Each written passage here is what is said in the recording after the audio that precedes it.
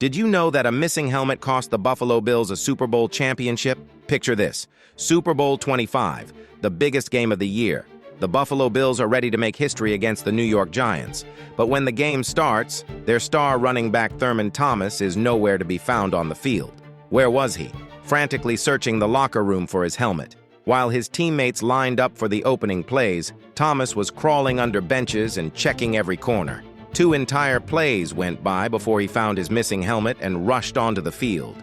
Those 2 missed plays set the tone for disaster. The Bills looked rattled from the start. Their rhythm was completely thrown off. The game came down to 1 point.